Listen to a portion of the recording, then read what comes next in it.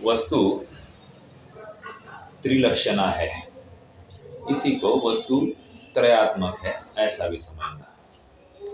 अर्थात वस्तु को आधी अधूरी समझने का अपराध यदि हम करेंगे तो इसका दंड हमको भुगतना पड़ेगा।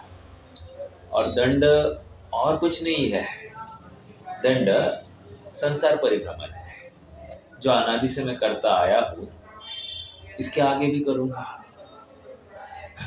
कोई ऐसे विचार से भयभीत ना हो तो ना हो, लेकिन सुखार्थी जीव हड़बड़ा के जग जाता है। हम कौन से कैटेगरी में है इसका विचार करना है।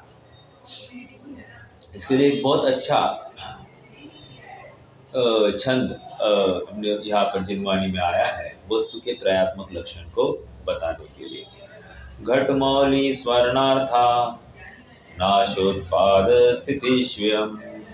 अपने अपने माइक म्यूट कीजिए प्लीज, सभी जन अपने माइक म्यूट करेंगे। घटमौली स्वर्णार्था नाशोत्पाद स्थिति स्वयं शोक प्रमोद माध्यस्थम जनो याति सहेतुकम। What is this? कह रहे हैं कि एक व्यक्ति था, उसको 2 बेटे थे। पहले बेटे की शादी हो गई तो बहू रानी आने के बाद बहू को पूछा, बेटा आपको क्या चाहिए? तो बहू ने कहा, पिताजी मुझे सोने का घड़ा चाहिए। ठीक है, तो उनके पास 2 किलो सोना होगा, 2 किलो सोना देकर घड़ा बनवाया। कालांतर में बच्ची मतलब बहू तो खुश हो गई। कालांतर में दूसरे बेटे की भी शादी हो गई, दूसरी बहू रानी आ गई। उसको ससुर जी ने पूछा, बेटा क्या चाहिए? तो उसने कहा, मुझे सोने का मुकुट चाहिए। तो ससुर जी ने और कुछ नहीं किया, सोने का घड़ा लिया, सुनार के पास गए और उसको कहा, इसका मुकुट बना के दो। तो सुनार ने मुकुट बनवा के दिया, इन्होंने लाया, दूसरी बहू को दे दिया। बहू खुश, पहली नाराज हो गई, दूसरी खुश हो गई। लेकिन उसमें एक तटस्थ व्यक्ति है, ससुर। क्यों? उसको पूर्व पर्याय का जो व्यय हो गया है और नवीन पर्याय का उत्पाद हुआ है, उसमें कोई हर्ष या शोक नहीं है। क्यों? क्योंकि उसको तो सोने से मतलब है। जब तक सोना है तब तक उसको कोई तकलीफ नहीं है। अभी जब तक तब तक ये हमारी बोली भाषा है।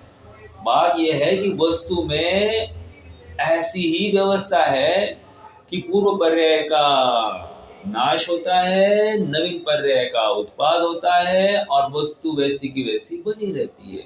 इसी को उत्पाद व्यय युक्तम सद्द्रव्य लक्षणम, अर्थात वस्तु त्रयात्मक लक्षणा है। ये समझकर आचार्य देव हम हमारे गले ये उतारना चाहते हैं, तुम्हें जो समय सार चाहिए ना, उस समय सार की प्राप्ति के लिए पहले तुमको ये कोर्स अंडरगो करना पड़ेगा। अर्थात तुम्हें वस्तु के त्रयात्मकता की स्वीकृति 100% होनी चाहिए। 1% भी ऐसा हुआ कि तुम वस्तु के त्रयात्मक स्वभाव को भूल गए और तुम मात्र ध्रुव स्वभाव को ध्याने की दृष्टि के विषयभूत ध्रुव स्वभाव को ध्याने की धुन में चले जाओगे तो एकांत कर बैठोगे, वस्तु से हाथ धो बैठोगे। समझ में आया? एक एग्जाम्पल, जैसे कोई कमजोर व्यक्ति है, उसको वो डॉक्टर के पास गया। डॉक्टर ने उसको कहा, भाई तुम्हें तो केला खाना चाहिए तो तुम एकदम सशक्त हो जाओगे। तो उस व्यक्ति ने पूछा, साहब केला कैसे होता है? यदि डॉक्टर उसको मात्र दल दिखाए, वो केला ऐसा होता है, तो क्या तकलीफ होगी? तकलीफ ये होगी, मैं उदाहरण दे रहा हूँ, आपको सिद्धांत बताना है। तकलीफ ये होगी कि ऐसा केला तो उसको कहीं भी नहीं मिलेगा। उसको या तो हरा कवच वाला केला मिलेगा या तो पीले कवच वाला केला मिलेगा। उसको सफेद दल वाला केला तो कहीं भी नहीं मिलेगा, मार्केट में नहीं मिलेगा। हाँ, मार्केट से केला लेकर आएगा हरा या सफेद, और जब भी ग्रहण करेगा उस छिलके को हटाकर उसके दल को ग्रहण करेगा। समझ में आया? तो कभी भी छिलके सहित ही वस्तु प्राप्त होगी, लेकिन वस्तु का ग्रहण जब होगा उस छिलके को हटाया जाएगा। मुझे क्यों कहना है इतनी बार? यहाँ पर भी वस्तु त्रिलक्षणाय कहकर, हाँ, परिणमन परिणमन परिणमन कहकर, हाँ, वो असत के दायरे में डाल दिया उसको। ये वस्तु परिणमती परिणमती परिणमती परिणमती ऐसा कहकर उसको असत के दायरे में डाला। लेकिन सुनो, द्रव्य भी एक परिणाम है, वो भी परिणमन ही है, लेकिन हम मात्र उत्पाद व्यय को नाशवंत होने से उसको असत बोल देते हैं और द्रव्य को सत बोल देते हैं। वस्तु त्रयात्मक होने से उत्पाद सत, व्यय सत और द्रव्य सत। याद रखना, मैं दूसरी तीसरी बार रिपीट कर रहा हूँ, लेकिन जरूरी है ये बात। और इस पूर्ण सत से, इस पूर्ण सत वस्तु से अपनी वस्तु को, इस पूर्ण वस्तु की स्वीकृति पूर्वक इसमें से द्रव्य के ऊपर दृष्टि करनी है। समझ में आई? ये एक बात हो गई। कल प्रश्न चले थे, अंतिम में सोनाली भाभी का एक प्रश्न था कि हमने जो अनुभूति के जो 4 अर्थ किए थे, उसमें पहला अर्थ था स्वभाव। ठीक है? हाँ, अबाल गोपाल सबको सदा का अनुभव में आ रहा है, तो वो स्वभाव वहाँ पर ज्ञानी अज्ञानी दोनों को जानने में आ रहा है, अर्थात ज्ञान में झलक रहा है, ऐसा कहो। तो ये अर्थ किया, वहाँ पर ज्ञान आपने लगाया, ठीक है, लेकिन ज्ञानी अज्ञानी दोनों को होता है, ये समझना। हाँ, उपलब्ध है। ठीक है? दूसरा अर्थ जो हमने किया, शुद्ध उपयोग। थोड़ा शांति से विचार करेंगे तो ये ख्याल में आता है, शुद्ध उपयोग अर्थात लॉजिकली ये भी दर्शन ज्ञान चारित्र की एक रूपता ही है, लेकिन मुख्यतया यहाँ पर चारित्र की रखी जा रही है कि शुद्ध उपयोग मतलब चारित्र गुण का यथार्थ परिणमन की बात चली। शुद्ध उपयोग, समझ में आया? हालांकि शुद्ध उपयोग में फिर से ज्ञान और चारित्र गर्भित है। समझ में आ रहा है क्या? शुद्ध उपयोग ज्ञान मुखेन चारित्र की चर्चा है, फिर भी यहाँ पर चारित्र की मुख्यता को लिए ये कथन कह सकते हैं। हालांकि हमारे निर्णय में ये तीनों की एकता पूर्वक ही कार्य होता है। दर्शन ज्ञान चारित्र की एकता पूर्वक ही शुद्ध उपयोग होगा। समझ में आया? तो ये बात हो गई। अब लीजिए तीसरा स्टेटमेंट, जहां पर ये कहा कि जब तक श्रद्धान यथार्थ है, जब तक सम्यक्त्व है, तब तक अनुभवी। अभी जब तक सम्यक्त्व है, यहाँ पर स्पष्ट रूप से श्रद्धा की मुख्यता ली जा रही है। तो यहाँ पर श्रद्धा की मुख्यता लिए हुए ये कथन है। इसका मतलब अन्य नहीं है, ये हम कहा कह रहे हैं। इसका मतलब इतना ही है कि अन्य लब्धि में पड़े होंगे। समझ में आया? लब्धि में पड़े होंगे मतलब जिस समय में शुद्धोपयोग नहीं है, उस समय में सम्यक ज्ञान क्या कर रहा है? सम्यक ज्ञान लब्धि रूप है।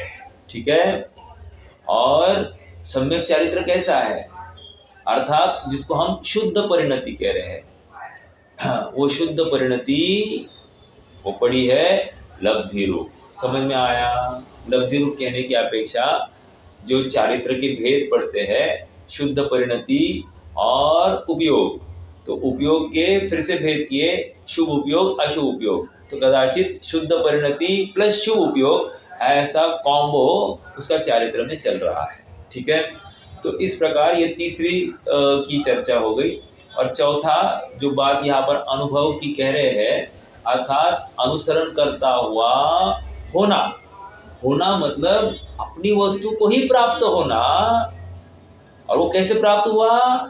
उत्पाद व द्रव्यात्मक वो अपनी वस्तु को प्राप्त हुआ, यही अनुभव है। अर्थात हर सत्ताभूत वस्तु ऐसा ही अनुभव को प्राप्त होती है।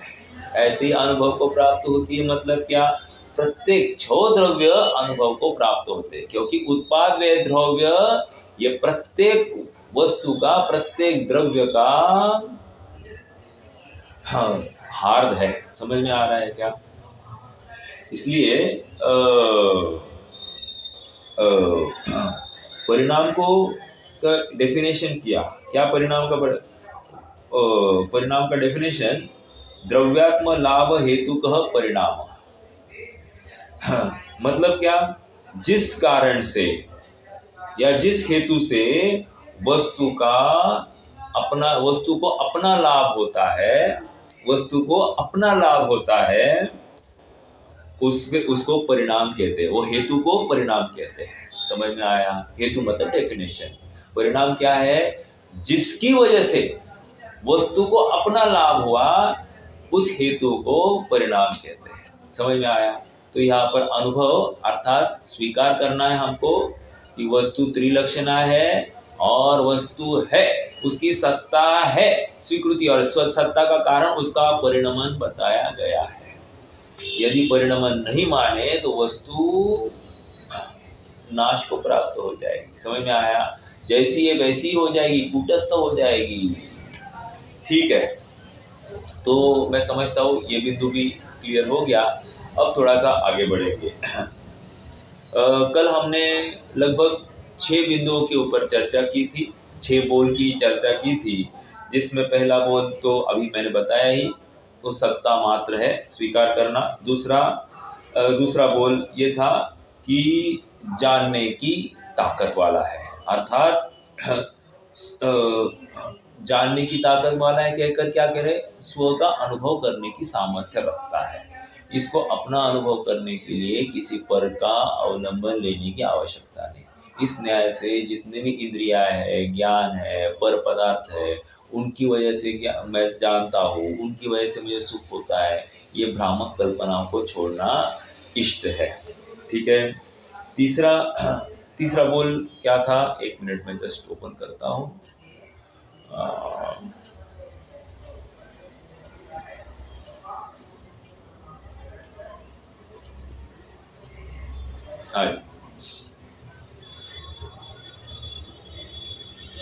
तीसरा बोल मेरे ख्याल से ये था, अनंत धर्मों में व्याप्त होने वाला ऐसा द्रव्यत्व को प्राप्त होता है। अर्थात अनंत धर्मों को धारण करने वाला जो है, ऐसा वो समय नामक पदार्थ। ठीक है, समय। फिर अगले बोल में क्या कहा? अनंत गुण और उसकी अनंत पर्यायों को धारण करने वाला ऐसी जो वस्तु है, उसको समय कहते हैं। अब अनंत गुणों का अर्थ यहाँ पर अक्रम रूप से गुणों को लिया और अनंत क्रमवर्ती पर्यायों को, ऐसा जो अखंड पिंड है या इन सबको धारण करने की ऐसी शक्ति वाला जो होता है, उसको समय नामक पदार्थ कहते हैं। ठीक है, ये चौथा और 5वां बोल। फिर से यहाँ पर एक ही बात रख रहे हैं, अपने सत्व को सर्व वस्तु विलसाए। आप अगर शांति से इन बोलों को पढ़ोगे तो वस्तु अपने चतुष्टय का उल्लंघन नहीं कर रही। अभी देखो आगे बढ़कर मैं ये भी बताऊंगा, वस्तु अपने चतुष्टय का उल्लंघन नहीं करती एक, और दूसरी वस्तु उसके चतुष्टय का उल्लंघन नहीं करती। एक वस्तु दूसरे वस्तु रूप नहीं होती। बोलो कौन सा गुण? अगुण लघुत्व गुण। तो कह रहे ये सब हो रहा है। और दूसरा प्रदेशत्व गुण मतलब अपने प्रदेशों को बाहर निकला ही नहीं, कोई गुण भी अपने प्रदेशों के बाहर निकलता नहीं। ये भी तो बात है कि नहीं? निष्कर्ष इतना ही है, चतुष्टयात्मक वस्तु होती है, अपने चतुष्टय को ही वो प्राप्त होती है, और प्रत्येक वस्तु में ऐसी वज्र की दीवार होने से वस्तु हमेशा के लिए बनी रही। ठीक है। एक 6वें बोल के ऊपर बात चलेगी थोड़ी सी, और फिर आगे अपन कल यहाँ पर रुके थे 6वें बोल पर, तो थोड़ी सी इसकी भी चर्चा। क्या है? स्व तथा पर समस्तों को जानने की ताकत वाला है। स्व पर प्रकाशकत्व शक्ति एक, दूसरा स्वानुभूतिया चकासते फिर से यहाँ पर आ रहा है, स्व को जानने की ताकत वाला, ये इसका स्वभाव है।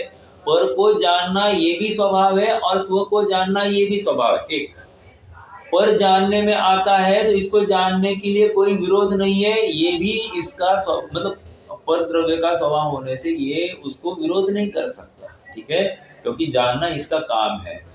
इसका मतलब किसी विशिष्ट चीज को जानना और किसी विशिष्ट चीज को नहीं जानना, ऐसा जो हमारा हट होता है, उस हट को कोई भी वैल्यू नहीं है।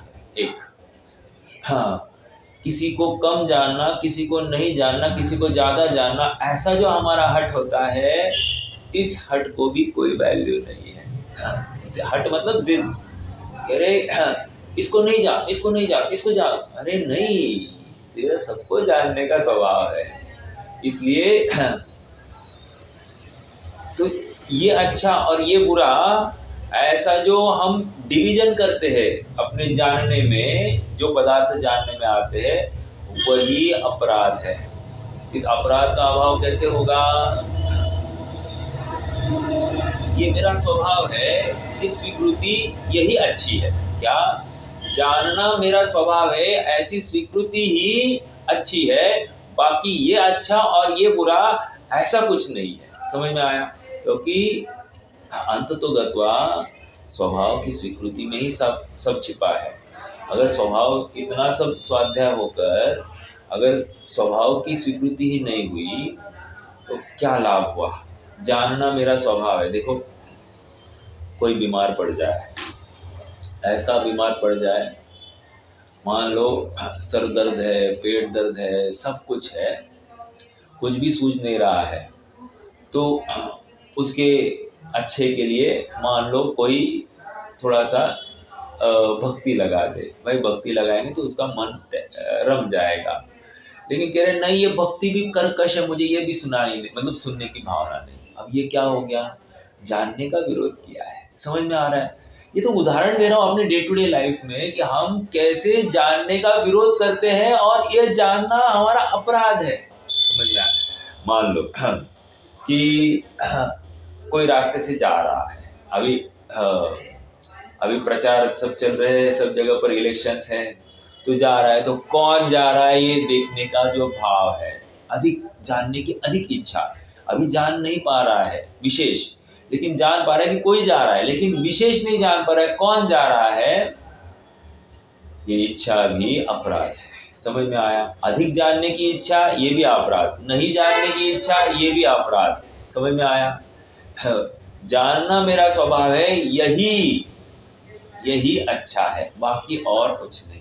और जिस दिन इस जीव को ये समझ में आ जाएगा ना, हाँ, फिर उसको इष्ट अनिष्टपना भी भाषित नहीं होगा। एक, उसको परद्रव्य को लेकर कोई कांक्षा नहीं होगी, ना परद्रव्य को लेकर कोई उपेक्षा भाव होगा। उपेक्षा मतलब ये बुरा के रूप में ले रहा हूँ इसको। परद्रव्य को है और नहीं है, इसको लेकर कोई भी तकलीफ नहीं होगी, क्योंकि इसको अब स्वीकार हो गया है कि इसकी सत्ता, इसका चतुष्टय अलग है, मेरा चतुष्टय अलग है, इसका मुझ में प्रवेश नहीं, क्योंकि इसमें और मुझ में वज्र की दीवार है।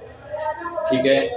तो ये 6 बिंदु की चर्चा हो गई। अब 7वां 8वां बिंदु की चर्चा करेंगे और फिर 8वां।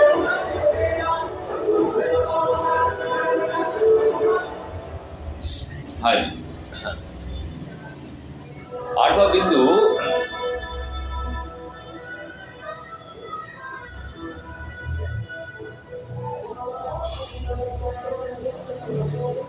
पेज नंबर देखो, पेज नंबर है 10। 10वें पेज पर आ जाइए। यहाँ पर 8वां बिंदु मैं एकदम शॉर्ट में पढ़ता हूँ। 5 द्रव्यों से भिन्न है। क्या कहा? यह समय नामक पदार्थ 5 द्रव्यों से भिन्न है। एक, ठीक है? और 8वां बिंदु भी पढ़ लीजिए। अनंत द्रव्यों के साथ अत्यंत एक क्षेत्रावगाह रूप होने पर भी अपने स्वरूप से न छूटने से टंकोत्कीर्ण है। पहले कह रहे हैं अन्य द्रव्यों से पृथक, अलग है, और इस 8वें बोल में कह रहे हैं कि सब में मिला हुआ होते हुए भी अपने स्वभाव को ही एक रूप है। समझ में आया? मैं हमेशा एक उदाहरण तो देता ही हूँ भाव वासना के लिए। हमारा ये औदरिक शरीर है कि नहीं, ये औदरिक शरीर कैसे बना है? अनंत बादर निगोदिया जीवों के बल पर बना है, राइट? अनंत बादर निगोदिया जीवों का अपना अपना कोई ना कोई कर्म होगा कि नहीं? उनकी सारे कर्म उनके आश्रित, उनके प्रदेश होंगे कि नहीं होंगे? वे अपने जीव के प्रदेश के साथ क्रॉस हो रहे हैं कि नहीं? क्रॉस हो रहे हैं मतलब इन द सेंस एक ही प्रदेश में रह रहे ना। हमारा आत्मा जिस प्रदेश में है उसी प्रदेश में ये भी आत्माएं है, लेकिन दोनों का एक ही स्थान पर रहने में विरोध नहीं। अरे दोनों का क्या, दोनों के कर्मों का भी एक स्थान में रहने में विरोध नहीं है। कितनी बड़ी बात है, कितनी स्वतंत्रता है। देखो समझ में आ रहा है क्या? ये थोड़ा शांति से विचार करना। जब इतने स्वतंत्रता से कर्म रह सकते हैं तो जीव भी रह सकते हैं। अर्थात एक जीव का दूसरे जीव में कुछ भी संभव नहीं है। एक जीव का पुद्गल के साथ कुछ भी ऐसा मतलब ये संबंध, कर्ता कर्म संबंध या स्वामी स्वस्वामी संबंध, ऐसा कुछ भी संबंध नहीं है। ये हमको ख्याल में आती है। एक टंकोत्कीर्ण कहकर कि अपने स्वभाव के साथ टंकोत्कीर्ण, मतलब टंकोत्कीर्ण मालूम है क्या होता है? अपन बर्तन लेने जाते हैं, बर्तन जब लेते तो नाम लिखा जाता है, तो उसको टाकी दी जाती है। टाकी देने से क्या हो गया कि उसको अब वो परमानेंट मार्किंग हो गई। अब वो एक कि भाई ये वस्तु किसकी है ये ख्याल में आता है। उसी प्रकार ये अपनी मेरा समय नामक पदार्थ टंकोत्कीर्ण है। क्या टंकोत्कीर्ण है? इसमें कह रहे हैं कि ये कभी अपनी एकता को छोड़ता नहीं है, ऐसा टंकोत्कीर्ण ये पदार्थ है। समझ में आया? एक इस शॉर्ट अपने एकत्व को छोड़ता नहीं, एकत्व शब्द के ऊपर गौर कीजिए। और दूसरे में क्या कहा? उनसे भिन्न है, पांचों द्रव्यों से पृथक, एकत्व विभक्ता। समझ में आया? जो आगे चलने वाला है विषय, यहाँ पर उसकी मतलब बीजारोपण चल रहा है। तो एकत्व विभक्ता आत्मा को यहाँ पर ही बता दिया है। आचार्य देव पांचवी गाथा में जाकर बताएंगे, इन्होंने अभी बता दिया। ये समय नामक पदार्थ की क्वालिटीज है। मेरा समय कैसा है? देखो जब तक समय को नहीं समझेंगे, इस ग्रंथ का जो प्रतिपाद्य है ऐसा समय सार भी हमको समझ में नहीं आएगा। बारंबार मैं इस बिंदु के ऊपर थोड़ा सा वजन दे रहा हूँ। जैसे उदाहरण भी दिया था और एक उदाहरण देता हूँ। मान लो एक व्यक्ति था, उसको लगा कि मुझे चावल का धंधा करना है। तो ऐसा हुआ कि उसने उसके गांव में कोई चावल का व्यापारी था, उसको देखा कि उसने शाली सहित चावल खरीदे थे। तो वो भी गया बाजार में और उसने क्या किया, मात्र शाली को ही उसका भाव पूछा और कहा कि ए भाई ये कितने में दोगे? चलो छोड़ो, 100 रुपए से जो कुछ होगा, 20 रुपए से ज़्यादा मैं नहीं दूंगा। अभी ये चावल का व्यापारी को पूछ कर गया था क्या भाव से लाए थे, तो उसने कहा 25 रुपया। तो इसने बोला 25 रुपया ना, मैं इसे सस्ता लाकर मैं और फिर ज़्यादा लोगों को जल्दी बेच पाऊंगा। तो इसने 20 रुपया से वो शाली के कर लाए। और अब ऐसे को क्या लाभ होगा? अगर उसको वस्तु का यथार्थ ज्ञान नहीं है तो उसको लाभ होने से रहा। समझ में आया? या तो मात्र छिलका माने तो तकलीफ, मात्र दल माने तो तकलीफ। छिलके सहित जो दल है वही वस्तु है। हाँ, लेकिन जब भी ग्रहण होता है तो छिलके को हटाया जाता है और दल का ग्रहण होता है। समझ में आया? सारभूत पदार्थ का ग्रहण होता है, प्रयोजनभूत पदार्थ का ग्रहण होता है, जिससे मुझे संतुष्टि होगी। ठीक है? 7वां और 8वां बोल भी हो गया है। एकत्व और विभक्त आत्मा को यहाँ पर बताने का प्रयास है। आत्मा मतलब समय की परिभाषा इस प्रकार रखी जा रही। तो ये सभी 8, 9, 10 बोल जो है ना, सभी एकमात्र समय को डिफाइन करने के लिए। समय मतलब प्रमाण का विषय, प्रमाण का। देखो देखो, ये मेरे पास है ना स्टूल है, स्टूल, ठीक है। इसको मैं अन्य प्रकार से क्या कह सकता हूँ, ये लकड़ी है, दो, ठीक है। पहले कहा स्टूल, फिर कहा लकड़ी, ओके, फिर तीसरा कहा लकड़ी का टेबल, है लकड़ी का स्टूल। अब मेरा प्रश्न है, हमको ये तीन शब्दों में क्या दिखाई दे रहा है?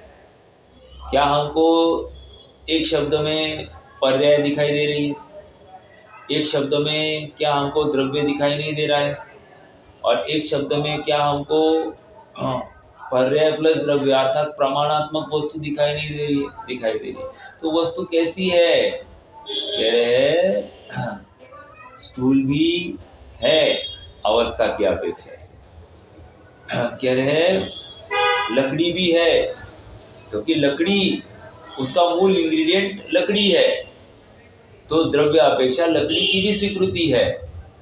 लेकिन इतना कहने से काम नहीं चलता है। अगर वस्तु का लाभ चाहते हो तो लकड़ी का टेबल, लकड़ी का स्टूल, ऐसा जब कहेंगे तो यथार्थ वस्तु का लाभ होता है। समझ में आ रहा है? इतनी बात क्यों? बात इसलिए क्योंकि हम आत्मा को ध्याने के नाम पर अखंड वस्तु को नहीं न ध्यान पा रहे हैं, और हमारा प्रयोजन अखंड वस्तु है। समझ में आया? अखंड वस्तु को समझे बिना उसमें जो अंशभूत सारभूत वस्तु है उसका ग्रहण नहीं संभव। ठीक है, तो ये 8वां बोल भी हो गया। 9वां बोल देखिए, अपने स्वरूप से न छूटने से टंको, ये हो गया। हाँ, ये हो गया, अपने स्वरूप से नहीं छूटता ऐसा जीव नामक पदार्थ समय है। ओके, समय को यहाँ पर बताया गया। अभी देखो, जब वह जीव सर्व पदार्थों के स्वभाव को प्रकाशित करने में समर्थ केवल ज्ञान को उत्पन्न करने वाली भेद ज्ञान ज्योति का उदय होने से सर्व परद्रव्यों से छूटकर दर्शन ज्ञान स्वभाव में नियत वृत्ति रूप अर्थात अस्तित्व रूप आत्म तत्व के साथ एकत्व रूप में लीन होकर प्रवृत्ति करता है, तब दर्शन ज्ञान चारित्र में स्थित होने से अपने स्वरूप को एकत्व रूप से एक ही समय में जानता तथा परिणमता हुआ वह स्वसमय है। अब आ जाइए, देखो अब यहाँ पर कुंद स्वामी का जो प्रमेय है उसके ऊपर प्रकाश डाला जा रहा है। देखो, वैसे मैं आपको पूछूं, जीव कितने प्रकार के हैं? कोई बताएगा जीव कितने प्रकार के हैं?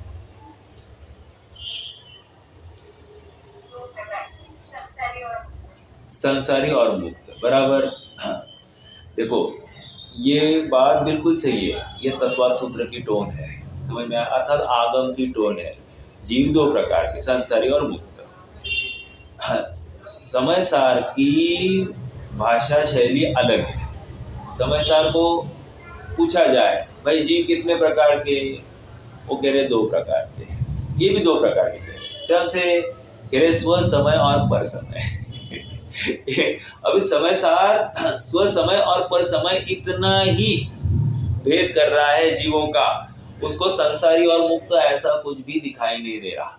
समय सार को जीवों में 2 ही भेद दिखाई दे रहे, या तो स्व समय या तो पर समय। समझ में आया? स्व समय कहकर जो क्या है, अपने ज्ञान दर्शन चारित्र में जो स्थित है ऐसा जो जीव वो स्व समय, और जो पुद्गल कम्म पदेशों में स्थित है उसको कह रहे हैं पर समय। समझ में आया? कहने की बात क्या है, अपने ज्ञान दर्शन चारित्र में स्थित होना मतलब क्या?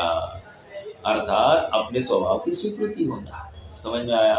अपने जानन स्वभाव की स्वीकृति, अपने अपनत्व या अपने श्रद्धा स्वभाव की स्वीकृति, और अपने रमन स्वभाव की स्वीकृति, अर्थात अनाकुलता जहाँ पर सहजता से प्रकट हो जाती है।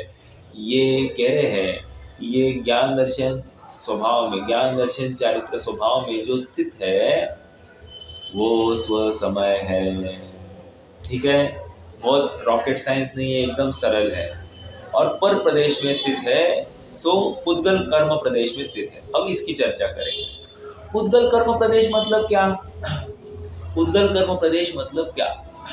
तो कह रहे हैं पुद्गल कर्म प्रदेश मतलब पुद्गल कर्म के उदय में जो प्राप्त हुआ नौकर्म वर्गणा। नौकर, ठीक है, नौकर क्या है? शरीर। ठीक है। दूसरा, पुद्गल कर्म के उदय में जो इस जीव को परिणाम होते हैं, भाव कर्म, विकारी परिणाम, कह रहे ये प्लस पुद्गल कर्म तो है ही है। तो कह रहे ये तीन जिसके पाए जाते हैं, जब हम एक कहेंगे तो भी आपको ये तीनों समझना। पुद्गल कर्म पदेश स्थितम कहकर यहाँ पर ये कह रहे हैं कि उस कर्म का उदय में जो नौकर्म की प्राप्ति हुई है, एक, उस कर्म के उदय में जिसको भाव कर्म हुआ है, दो, और वो कर्म स्वयं कह रहे ये ही पर समय है। अब समझना, खाली पुद्गल कर्म पदेश ऐसा अर्थ किया, लेकिन पर समय में स्थित होना मतलब क्या? पर समय होना मतलब क्या? इनमें स्थित होना मतलब क्या? स्थित होना मतलब इनको अपना मानना। यहाँ पर किसी को कुछ करना नहीं है, यहाँ पर मात्र मान्यता की बात है। अगर मान्यता उल्टी, पर में अपनत्व की मान्यता है तो पर समय, और यदि पर में परत्व की मान्यता है तो स्व समय। ओ, मान्यता को लेकर खेल है, कुछ करना नहीं है, किसको हटाना नहीं है, किसको जुटाना नहीं है, एकमात्र अपनी मान्यता को यथार्थ रखना है। समझ में आ रहा है क्या?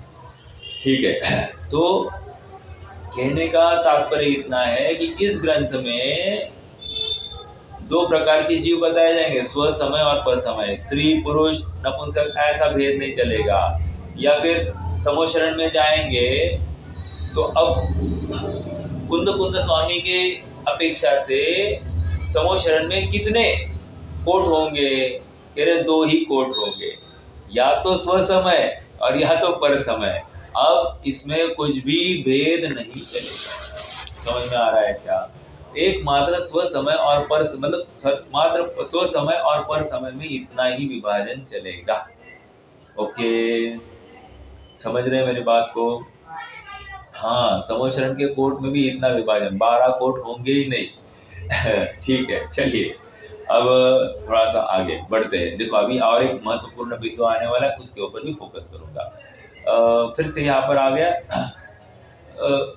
सर्व परद्रव्य से छूटकर दर्शन ज्ञान स्वभाव में नियत वृत्ति रूप अर्थात अस्तित्व रूप आत्म तत्व के साथ एकत्व रूप से लीन होकर प्रवृत्ति करता है, तब दर्शन ज्ञान चारित्र में स्थित होने से अपने स्वरूप को एकत्व रूप से एक ही समय में जानता तथा परिणमता हुआ वह स्व समय है। हाँ, फिर से अंडरलाइन यहाँ पर जानता हुआ और परिणमता हुआ। ठीक है। हाँ, तो महत्वपूर्ण इस समय नामक पदार्थ को का निर्णय करने के लिए एक महत्वपूर्ण आधार क्या है? जानता हुआ परिणमन। समझ में आया? जिस परिणमन में जानना पाया जा रहा है वहां पर नियम से समय नामक पदार्थ विद्यमान है। ठीक है, आगे बढ़ते हैं।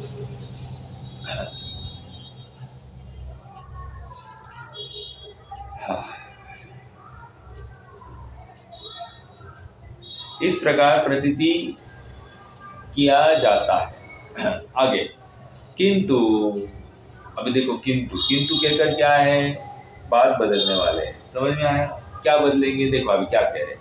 किंतु जब अनादि अविद्यारूप केले के मूल की गांठ की भांति, मतलब अब तक क्या कह रहे थे? अब तक वो प्रतीति करता है, अपने को स्वरूप से अनुभवता है, अपने में लीन होता है, ये सब बातें थी। अर्थात स्वभाव के बाहर कहीं जाता नहीं है, वो स्व समय। अब पर समय को यहाँ पर बता रहे, किंतु जब वह अनादि अविद्या रूपी केले के मूल की गांठ की भांति, अब उदाहरण किसका दिया? केले के मूल की गांठ की भांति। हाँ, पुष्ट हुआ। देखो यहाँ पर केले के मूल की गांठ क्यों बता रहे हैं, इतना ही समझना। देखो केले का मूल है ना, ऐसा एक एक ही जगह पर इकट्ठा होता है। जैसे अन्य वृक्ष के मूल कैसे फैलते हैं ना सब जगह पर, ऐसा केले का नहीं होता। केले का मूल है ना,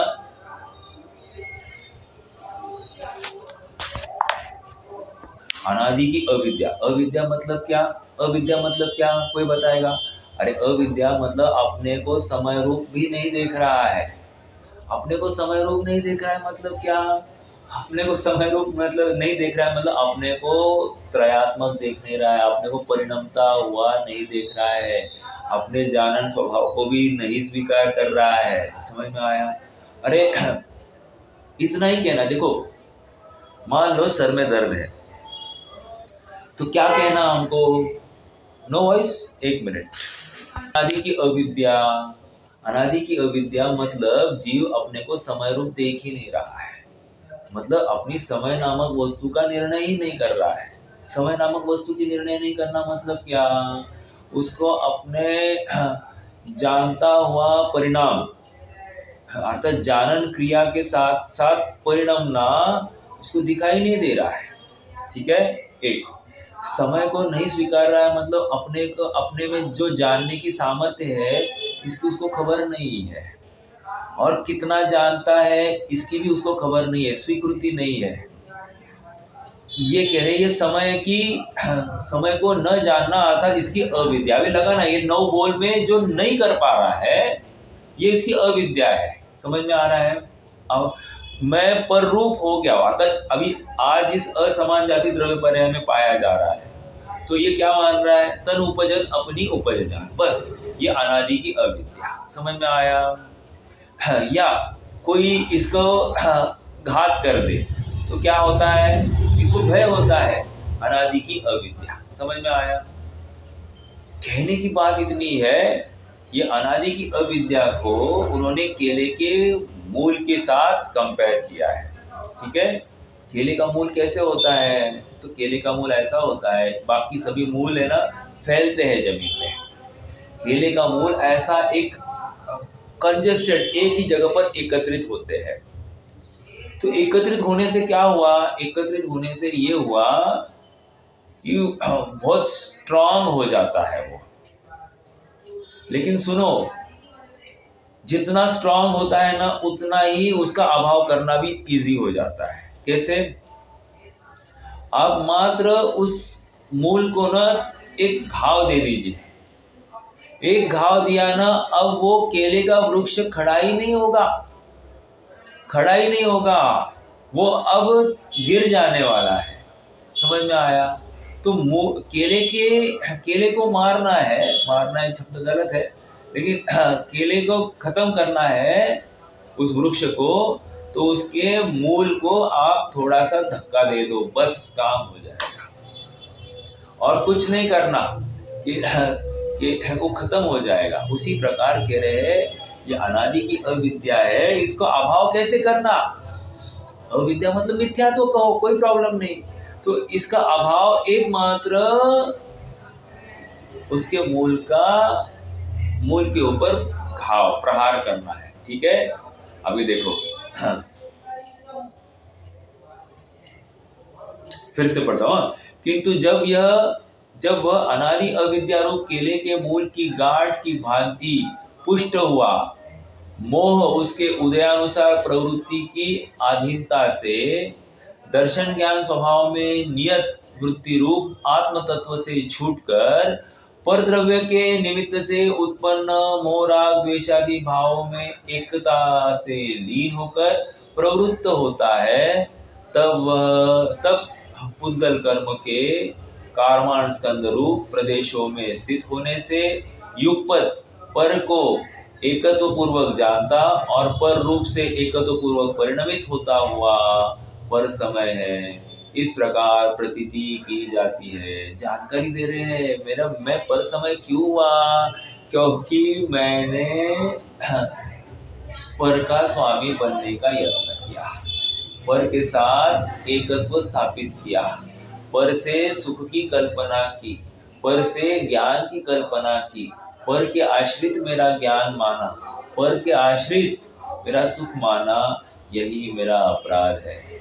तू स्वतंत्र निश्चल निष्काम, ज्ञाता दृष्टा आत्मराम। आगे भर दिया उन्होंने पूरा सार, बस कह दिया तू स्वतंत्र है, निश्चल है, निष्काम है और ज्ञाता दृष्टा आत्मराम।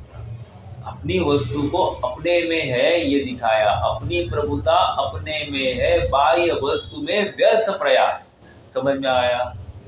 हाँ, अपने को अपनी प्रभुता दिखाई दे रही है क्या?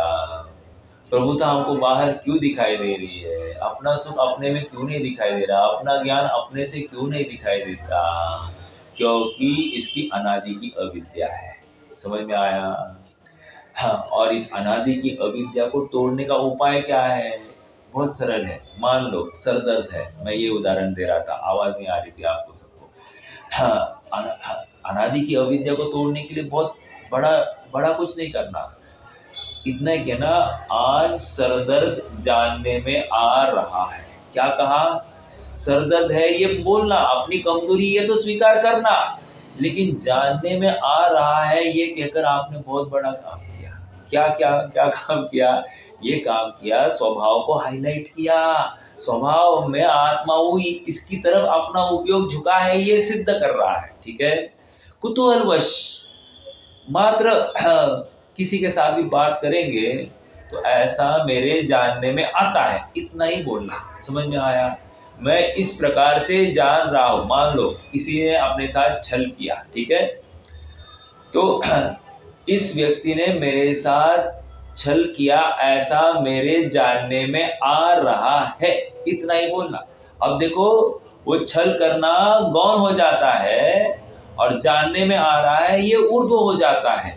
और जैसे ही ये बातें ऊर्ध्व होने लग गई, आप देखो जो अनादि की अविद्या चल रही थी अपनी पर वस्तु के इष्ट अनिष्ट कल्पना को लेकर, उस पर वस्तु से सुख दुख की कल्पना को लेकर, अब उसको पर वस्तु से कुछ भी सुख दुख भाषित नहीं होगा।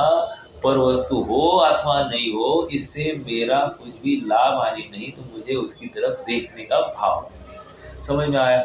हो गया भेद विज्ञान, हो गया भेद विज्ञान, यही है, इसी प्रकार है। समझ में आया? और बड़े रॉकेट साइंस नहीं है, बट कहीं ना कहीं हमको संस्कारवश इस प्रकार का चिंतन मनन करना पड़ेगा, तो अपनी धारणा जो पर वस्तु में अपनत्व लिए है उसको तोड़ेगी। एक बात ये हो गई। अब देखो एक महत्वपूर्ण बिंदु ये है कि पंचास्तिकाय की 165वीं गाथा है, जहां पर ये कहा गया है ज्ञानी भी अज्ञान के लव से शुद्ध संप्रयोग करे तो वह भी पर समय है। शब्दों के ऊपर गौर कीजिए। ज्ञानी भी अज्ञान के लव से शुद्ध संप्रयोग करे तो वह व्यक्ति अर्थात वो समय या वो ज्ञानी वो भी पर समय कह देगा। नाउ व्हाट इज दिस पर समय? देखो वहाँ जयसेन स्वामी ने भी इस आशय को खोला है और उन्होंने वहां पर एक शब्द डाला, सूक्ष्म पर समय। मतलब एक स्थूल पर समय होता है, एक सूक्ष्म पर समय। स्थूल पर समय अज्ञानी ही है, ठीक है, और सूक्ष्म पर समय अज्ञानी जैसा अज्ञानी नहीं है। बस शुभ भाव में प्रवृत्त ज्ञानी को वे सूक्ष्म पर समय कह रहे हैं। अर्थात आचार्य देव को इतना भी बहिरुपयोग स्वीकार नहीं है। समझ में आया? उनको 100% स्वाधीनता अपेक्षित है और 100% आत्मा में उपयोग की स्थापना अपेक्षित है। समझ में आ रहा है? इसलिए शुद्ध संप्रयोग से युक्त जो जीव है, ज्ञानी जीव, अज्ञान के लव से वह भी पर समय कहा जाता है। एक बात अब देखो, स्व समय के भी ना टीकाकारों ने 3 प्रकार के स्तर किए हैं। एक तो 100% स्व समय केवल ज्ञान, समझ में आया, अरहंत परमात्मा। क्यों? सब 100% स्थित है अपने आत्म प्रदेशों में, इसलिए वे 100% स्व समय है। ठीक है। अब बचे हुए जो है ना 4 से 12वें गुण स्थान तक, उनको सूक्ष्म पर समय ऐसी उपाधि दी गई है। कौन से? 4 से 12वें गुण स्थान तक के जीवों को सूक्ष्म पर समय ऐसा बताया गया है। मात्र उपयोग जब बाहर जाता है उस अपेक्षा से लिया गया है। ठीक है। फिर भी अपेक्षा हमारे ज्ञान में होनी चाहिए। हमारा आचार्य देव का प्रयोजन यहाँ पर भी सूक्ष्म पर समय कहने का प्रयोजन इतना ही है कि हम जहाँ पर खड़े हैं वहाँ संतुष्ट न हो, आत्मा का 100% अनुभवन, आत्मा में 100% रमन, ये उनकी अपेक्षा है। अपने हित के लिए ही है, उनका स्वयं का हित कुछ नहीं है।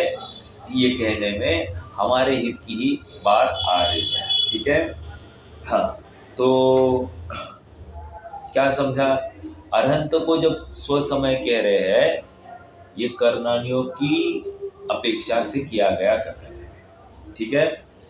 जब मुनि को स्व समय कहा जाएगा तो ये चरनानियों की परिपाटी है। समझ में आया? मुनि 6वें 7वें गुण स्थान में है ना, फिर भी स्व समय कह रहे हैं कि उनको राग द्वेष होता नहीं क्या, शुभ भाव होता नहीं क्या? होता है शुभ भाव, फिर भी उनको स्व समय कहा जाएगा। ये चरनानियों की अपेक्षा है। ठीक है। और लास्ट में जो अविरत सम्यक दृष्टि है, उसको जो स्व समय कहा जा रहा है 4थे गुण स्थान वाले को, वो द्रव्यानियों की मुख्यता से किया गया कथन है। इसका मतलब स्व समय के भी कितने प्रकार से वेरिएशन संभव है। समझ में आ रहा है क्या? एक बार और थोड़ा सा समझिए। अष्ट सहस्त्री में विद्यानंदी स्वामी है, वे कह रहे हैं कि जो इस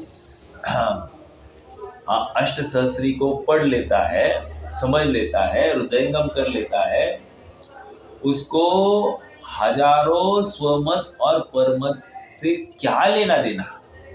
क्या कॉन्फिडेंस है, देखा? हजारों स्वमत और परमत से क्या लेना देना। अब यहाँ पर स्वमत और परमत का अर्थ स्व अर्थात जैन शास्त्र, और परमत मतलब अजैन शास्त्र। इनसे क्या लेना देना? मतलब जैन शास्त्र जो अपने आचार्यों ने लिखे हैं, उनसे भी इतना पढ़ोगे तो आपके लिए बस इनफ, ये इतना सिलेबस आप पूरा कर दो, आपको अब कुछ भी करने की आवश्यकता नहीं। ठीक है।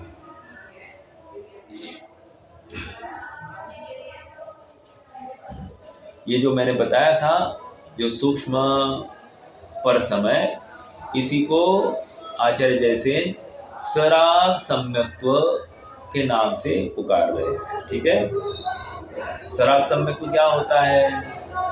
जिस सम्यक्त्व में राग पाया जाता है। सराग सम्यक्त्व ऐसा कोई शब्द आपने सुना है कहीं?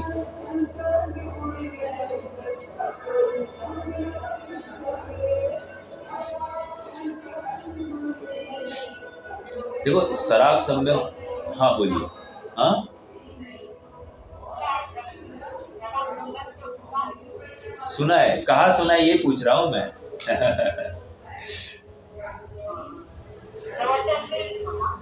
अच्छा। देखो, मैं शास्त्र की बात पूछ रहा था। ये सराग संयम, हाँ, संयमा संयम, ये शब्द सुना है क्या कहीं? देव आयु के आश्रय या बंध के कारण बताए जा रहे हैं। वहां पर सराग संयम, संयमा संयम आदि आदि। करेक्ट। तो कह रहे कि वहां पर देव आयु के बंध के कारणों में सराग संयम ऐसा आया है, तो देव आयु के बंध का कारण। उसी प्रकार यहाँ पर भी कह रहे हैं ये जो सूक्ष्म पर समय कह रहे उसका कारण एकमात्र सराग संयम है, बस खत्म। ठीक है, ओके। ये कहा कि कहाँ का आधार दिया था मैंने, पंचास्तिकाय के 165वीं गाथा का आधार है। ठीक है, चलिए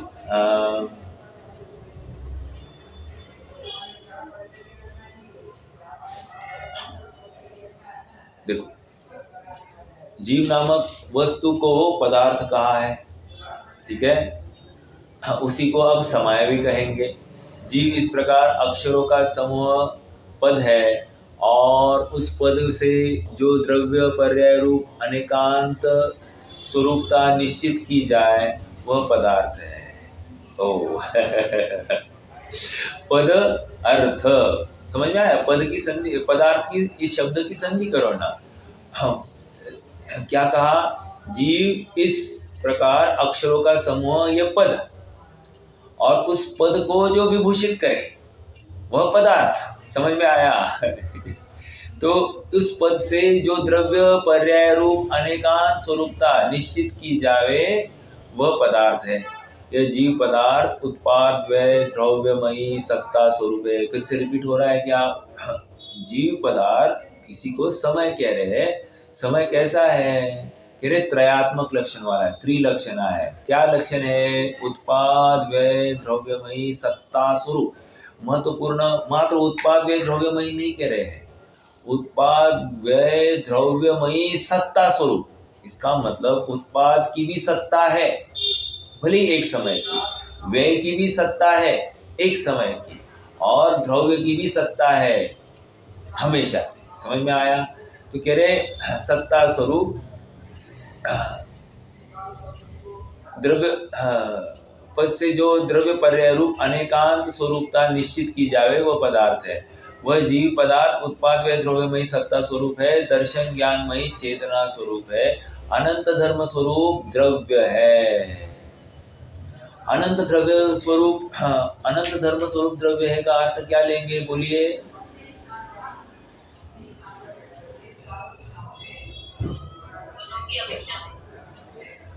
अरे धर्म रूपी युगल, अनंत धर्म रूपी युगल इस वस्तु में पाए जा रहे हैं। इस न्याय से तो अनंत धर्म युगलों को धारण किए हुए है, इसलिए ये जीव नामक द्रव्य है। ठीक है, देखो फिर से, अनंत धर्म स्वरूप द्रव्य है। द्रव्य होने से वस्तु है गुण पर्यायवान है। अब ये क्या हो गया गुण पर्यायवान? अपने क्रमवर्ती पर्याय और अक्रमवर्ती गुणों को जो प्राप्त होता है उसको द्रव्य कहते हैं। समझ में आया? मेरी आत्म वस्तु की बात है, ये रिकैप है अपन ने जो पढ़े 9 पॉइंट्स। आगे, हाँ, गुण पर्यायवान, उसका स्वपर प्रकाशक ज्ञान अनेकाकार रूप एक है। अब ये क्या है? स्वपर प्रकाशक ज्ञान कहकर क्या बता रहे हैं? स्व को भी जानने की ताकत रखता है और पर को भी जानने की ताकत रखता है। क्यों? क्योंकि स्व भी जानने में आ सकता है और पर भी जानने में आ सकता है। तो किसी को जानने का विरोध नहीं है, जानकर उनमें अपनत्व स्व में करे तो कोई प्रॉब्लम नहीं, लेकिन पर में अपनत्व करे तो बहुत तकलीफ है। समझ में आ रहा है? उसका स्वपर प्रकाशक ज्ञान अनेकाकार रूप एक है, और वह जीव पदार्थ आकाश आदि से भिन्न असाधारण चैतन्य गुण स्वरूप है तथा अन्य द्रव्यों के साथ एक क्षेत्र में रहने पर भी, हाँ क्या कह रहे हैं? अनेक द्रव्यों के साथ एक क्षेत्र में रहने पर भी अपने स्वरूप को नहीं छोड़ता। देखो, अपने स्वरूप को नहीं छोड़ता। आप थोड़ा शांति से विचार करो ना, भावासन करो, आंखें बंद करना, शांति से विचार करना। मेरा चैतन्य स्वभाव इस पुद्गल रूप शरीर रूप नहीं हुआ, और ये शरीर मेरे चेतन स्वभाव रूप नहीं हुए। अब किसकी ताकत है कि इस जीव को तकलीफ कर दे? अर्थात इस देह में कोई रोग है, व्याधि है, इस व्याधि से अब ये कितना प्रभावित होगा? समझ में आ रहा है क्या? नहीं होगा, क्योंकि अब उसको अपनी खबर हो गई। समझ में आया? अपनी खबर जिसको नहीं है वो भटकता है, अपने घर का ही पता नहीं है वो भटकता है। इसलिए विद्वान क्या करते मालूम है? हाँ, स्व समय और पर समय की परिभाषा, जो अपने घर में स्थित है वो स्व समय है और जो अपने घर में स्थित नहीं है तो वो पर समय। समझ में आया? घर में स्थित का अर्थ स्वभाव में स्थित, और जो अपने स्वभाव में स्थित नहीं है वो पर समय है। समझ में आया? देखो और एक बात, जो अपने घर में स्थित नहीं है लेकिन उसने सब कुछ छोड़ दिया है, ऐसा भी पर समय हो सकता है। क्या कहा फिर से? अपने घर में अपने स्वभाव में स्थित नहीं है लेकिन सब कुछ छोड़ दिया है, ऐसा भी पर समय हो सकता है। ये हमको खबर हो रही है। इसलिए जितने, और एक बात कहूँ आपको, देखो मैं स्व समय हूँ अर्थात मैं ज्ञानी हूँ, ऐसा डंका पीटने की कहीं भी आवश्यकता नहीं होती। मैं बारंबार इस बात बिंदु को रखता हूँ। क्यों? क्योंकि अब एक प्रचलन सा चल गया है। कोई बोले हमको अनुभव हो गया है, आप तो पूछो हमको प्रश्न।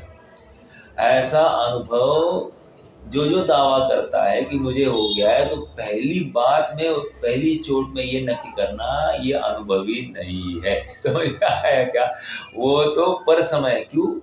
अनुभवी जीव अपना रस पीता हुआ दिखाई देगा, वो कभी भी ऐसा दावा नहीं करेगा कि मैं अनुभवी हूँ। ये बिल्कुल गलत है कि हम अनुभवी है ऐसा कोई दावा करे। ठीक है? अपना अनुभव अपने लिए कारगर, अपना अनुभव दूसरे के लिए किया क्या कारगर। और मैं आपको बताऊं ये बात बहुत हल्की है, मैं अपने लिए समझूं इसमें बहुत बड़ी बात है। समझ में आ रहा है क्या? आगे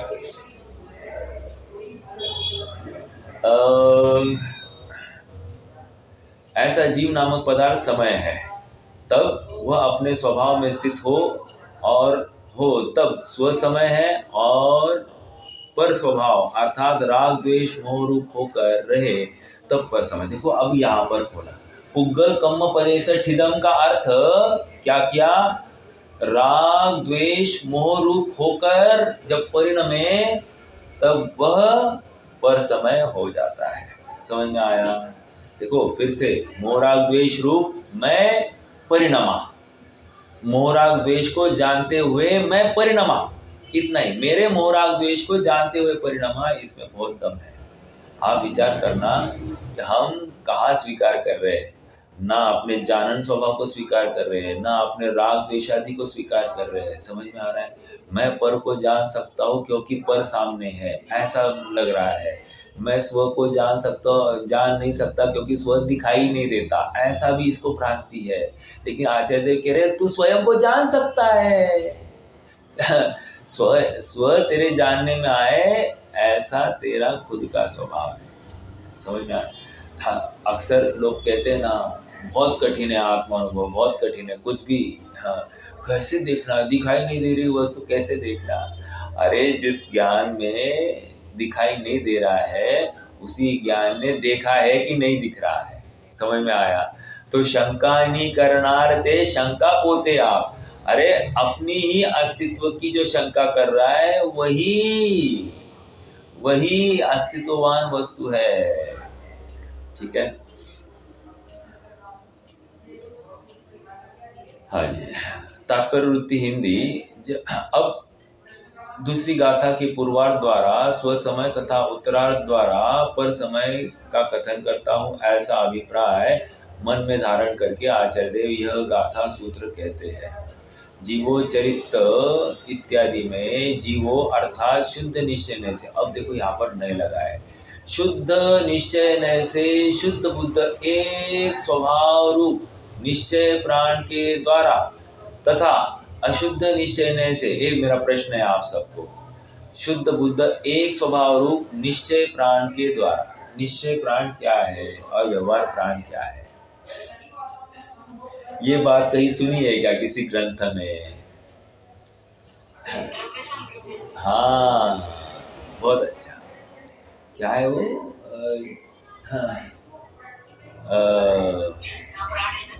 हाँ, चित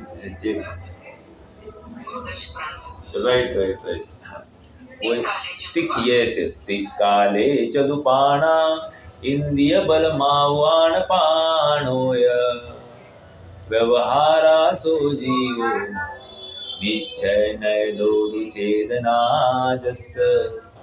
आगे वहां पर बात निश्चय नय से चेतना प्राण वाला है, ऐसा वहां पर आ गए। अब यहाँ पर भी वही बात लिख रहे, देखो क्या कह रहे हैं यहाँ पर, निश्चय नय से, शुद्ध निश्चय नय से कहा गया भाई। हाँ, शुद्ध निश्चय नय से शुद्ध बुद्ध एक स्वभाव रूप निश्चय प्राण के धारण द्वारा तथा अशुद्ध निश्चय, देखो शुद्ध बुद्ध एक स्वभाव रूप का अर्थ क्या लेंगे यहाँ पर, कौन सा आत्मा लेना है, शुद्ध निश्चय नय से कौन सा आत्मा लेना है अपने को।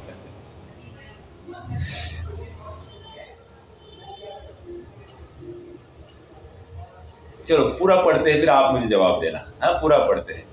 हाँ, शुद्ध बुद्ध एक स्वभाव रूप निश्चय प्राण के द्वारा तथा अशुद्ध निश्चय से क्षायक्षमिक अशुद्ध भाव प्राणों के द्वारा और अनुपचरित असद्भुत व्यवहार नय से, अनुपचरित असद्भुत व्यवहार नय मतलब कौन सा, दूसरा नय, अनुपचरित असद्भुत व्यवहार नय से यथा संभव द्रव्य प्राणों के द्वारा जो वर्तमान में जीवित है, भविष्य में जीवित रहेगा तथा भूतकाल में जीवित था, वह जीव है।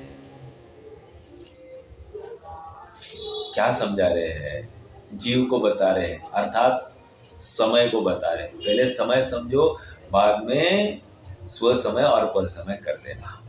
यहाँ पर शुद्ध निश्चय से शुद्ध बुद्ध एक स्वभाव रूप निश्चय प्राण के द्वारा तथा अशुद्ध निश्चय से क्षायक्षमिक अशुद्ध भाव प्राणों के द्वारा और उपचरित असद्भुत व्यवहार नय से यथा संभव द्रव्य प्राणों के द्वारा जो वर्तमान में जीवित है।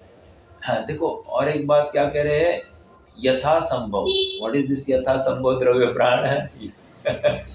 यथा संभव मतलब जिनके है उनकी पर चर्चा चलेगी, क्योंकि समय तो मुक्त भी है ना, समय तो सभी है, चाहे वो स्व समय हो या पर समय हो, way at the end of day सभी समय ही है ना। जितने जीव है उनको समय कहने में कोई हर्जा है क्या, कोई हर्जा नहीं है। बट यहाँ पर स्व समय की मुख्यता क्यों है, क्योंकि स्व समय ही तो सुखमय ही है, सुख का अनुभव कर रहा है, अनाकुलता का अनुभव कर रहा है, उसको विशिष्ट लाभ हो रहा है अपने स्व समय पने का। ठीक है। शुद्ध निश्चय से शुद्ध बुद्ध एक स्वभाव रूप निश्चय प्राण के द्वारा, निश्चय प्राण मतलब यहाँ क्या बता रहे हैं आप मुझे बताइए।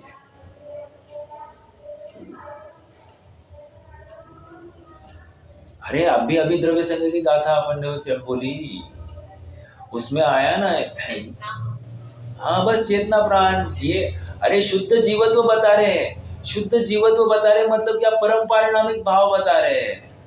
बस इस परम पारिणामिक भाव की वजह से मैं जी रहा हूं, बस ये बात आ गई। और दूसरा देखो इमीडिएटली, अशुद्ध निश्चय से क्षायक्षमिक अशुद्ध भाव प्राणों के द्वारा, क्षायक्षमिक अशुद्ध भाव प्राण कह रहे आ रहे अभी जो इसमें जो मतिश्रुत ज्ञान रूप परिणाम हो रहा है, या फिर मोह राग द्वेष रूप परिणाम हो रहा है, शुभ अशुभ भाव रूप परिणाम हो रहा है, कह रहे ये सब क्या आया, ये अशुद्ध निश्चय से ऐसे भाव इंद्रिया लेना है, यहाँ तो विकारी परिणाम को ही लेना है।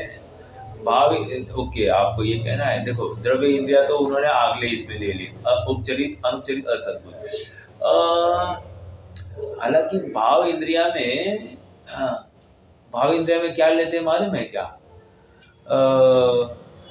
लब्धि उपयोगो भावेंद्रियम, राइट, यही है ना, लब्धि उपयोगो भावेंद्रियम।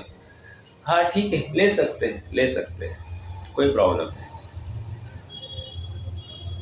लेकिन अच्छे से अगर कहना है तो इसको, हाँ, जो ठीक है भाव इंद्रिया, इसको प्राण को धारण करने की शक्ति, ऐसा जो हाँ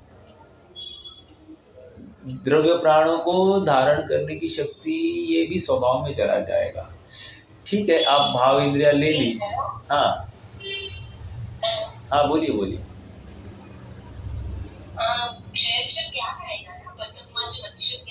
हाँ हाँ, क्षयक्षम बराबर है, क्षयक्षम ज्ञान तो है ही, लेकिन अपन थोड़ा सा व्यापक करने की कोशिश कर रहे हैं।